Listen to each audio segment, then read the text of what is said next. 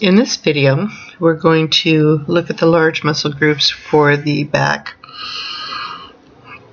In the previous video, we talked about adding some of the muscle masses for the front of the torso, and we're going to continue with the back. Alright, as an artist, the shapes that we find in the back are going to be paramount in beginning to sculpt an attractive anatomy structure. So the ones that I want you to see in the back are the V shapes that are so evident. So we have the first large or smaller V shape happens around the C7, which we identified right here. And I've got the damn standard brush here, so I'm going to go ahead and cut in just a quick V shape around that particular structure. And then the trap comes down from that point that we identified with the clavicle, comes down over the bony structures for the back there, almost to the midway point down here. So we're going to go ahead and identify where those are. And I'm going to lift that just a little bit more shape in there. There we go. That identifies where that strappy, thin, sinewy muscle comes down over some of the other muscles that are underneath of them. And then the latissimus dorsi comes down and creates a shape that is continued right down to the divide in the maximus there. So we began to identify where that lives right here. We're going to continue to bring that down as well. And I might take that shape around to the front just a little bit more as we adjust our model. So you can see it beginning here, and we want to continue that shape down and identify where the muscle mass actually continues right down into this area. That's going to help us define the area of the gluteus maximus as well. And I think I'm just going to up a little bit more on that and indicate that. So there are several muscles coming into play there that we need to make sure to identify. Alright, so that will give us our landmarks as we begin to lay in our large muscle groups.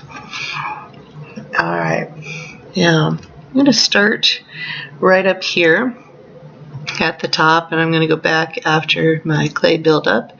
And remember, in previous section, I swapped out the square alpha that's typically on that brush by default for a round alpha brush, and so I've got something that's a little more like muscle rather than squares. I'm going to go ahead and start by giving myself a nice, strong, long muscle, sort of cord muscle down the back.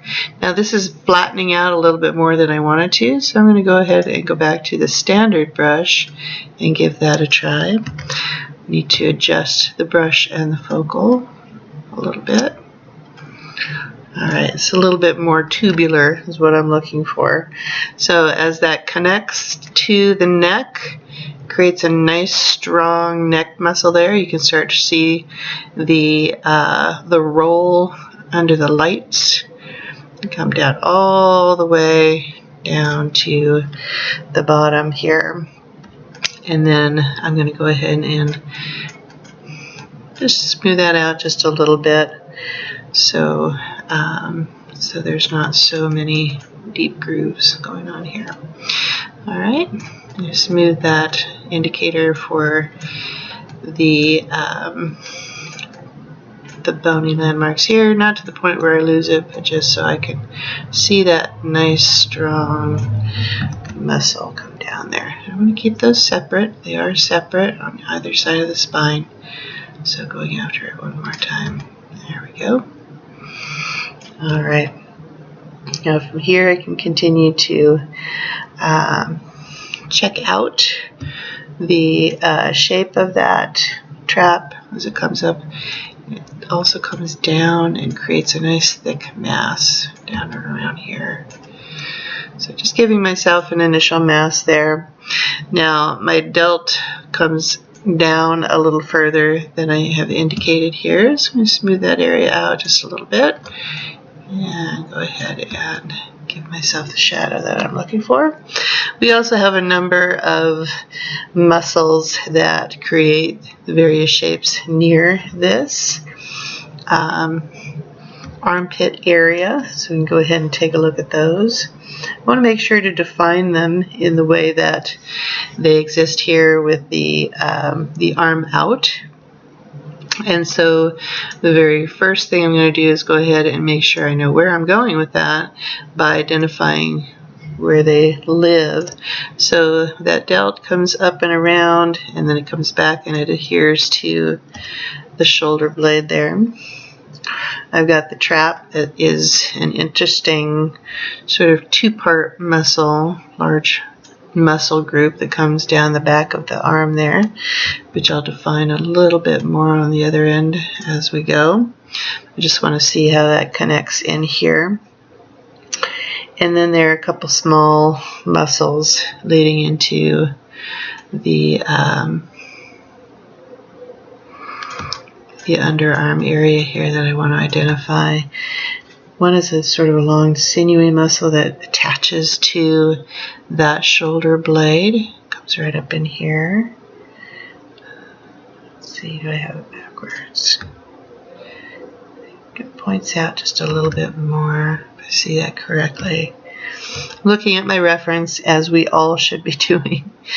I want to identify the top of that latissimus dorsi and where that comes here first. Then that'll give me a good indication of where these other muscles go. So we've got this muscle, this row of muscle coming down and giving us a sort of a V shape here. This one coming down, which then creates a nice deep cavity right in here. Okay. Alright, so a little bit more of what I'm looking for there to start. And now I can continue on down the back and get some of these underlying shapes. There's a large underlying muscle mass that happens right next to the spine there. So I want to identify that. It's separate from the roll that happens here. So I'm going to go ahead and using my dam standard again, I'm going to go ahead and identify where that is before I start to fill in the muscle mass. It's a kind of an odd shape, so it comes down and around from this corner down and around a little bit. I want to make that a little bit longer, I think. Yes, that's what helps to identify these shapes that are happening. This indentation is pretty strong down in here. Comes up, and then we have sort of this shape happening from this larger muscle that's less indicated, kind of falls into place here. There we go. I'm going to smooth that out so it makes it look a little bit more like what shape it is. The outline it is. The shape is nice and round, so I'm going to make sure to fill in that shape. Not quite that round. Just going ahead and blocking that in a little bit more, smoothing it out. Alright, it's just a little bit of a disruption to the nice long sinewy muscle that happens there. And then of course we want to make sure to keep that V shape that we have in place for our trap. Comes down and creates that strong V shape. Alright. Now this is a little too far back, so I'm going to pull it around when I get to that point. I'm first going to show you how to load in your image planes here in just a moment. But let's get a backside on him with the gluteus maximus so we can see how that's going to come into play with our back here. We have, I'm going to go for the dam standard and just draw my shape on there. The shape of the gluteus maximus, it's a full shape, but it actually is not a round shape. So take a good look at where you're going with that and make sure that the shape that you are portraying is in fact the shape of gluteus maximus. It adheres, comes to almost a point down in here and adheres to the upper neck bone there. And then we can see that it's going to, it actually comes in this direction around and gives a nice cut up in here toward the greater trochanter. So with that, we're going to go ahead and add the mass. I'm going to go back to my clay buildup and see how that works for me. In this case, I'm going to come down and around, building up that muscle in the shape that it actually is. Okay, and smoothing as I go. Always turning to make sure that I'm getting the muscle mass that I'm looking for here. And don't be too concerned with getting too much or too little, because this very next step you're going to see why. We're going to use our move tool to move the masses around that we have created to get a little bit more accurate result. Alright, probably filling out quite full here. Not quite the shape that I want, but getting enough mass on there that I can easily move it around. Now don't forget your medius. That is a separate muscle group and just as important as the maximus. If this is not well defined, it creates a weak looking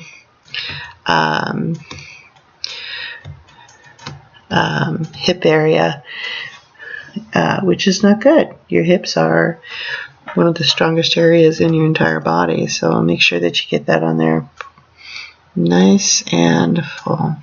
Now there is a teardrop shaped muscle around the side of the leg here, and it is probably one of the most powerful muscles here, so you want to make sure to portray that well. It's also an indicator of a really unique intersection of muscles for your thigh bones, or for your thigh muscles rather. So make sure you're getting plenty of mass on this. Again, you can reduce that if you so choose, but get plenty of mass on that particular muscle so that it becomes the landmark muscle that you want it to be. Now I'm going to go ahead and push in a little bit around this greater trochanter because it actually is affixed to that shape. And now I've got quite a bit going on here for the backside. I've got quite a bit to correct also because it's not as full or too full. There's a lot of mass that I want to move around here to make sure that everything is quite accurate. I can see right away that this is too full, so I'm going to go ahead and cut into that just a little bit before we break this video and go on to identifying the muscles of the legs. Alright, cutting down on either side of this a little bit, making sure that I've got enough for my spine in here as I go down, and then I can come back with my smooth brush nice and small and indicate some more of the vertebra here as I go down. And then of course you want to soften that nicely so it doesn't take away from the beauty of the muscle masses that you just put in. Alright, I think that's enough for now. We're going to come back and shape this up a little bit better, and then continue with the polish, where we get really down into the surface detailing of the muscles themselves before we go on to creating the rest of the character. Alright, join me in the next video where we correct our proportions a little bit and continue with the leg muscles. Thank you for joining me.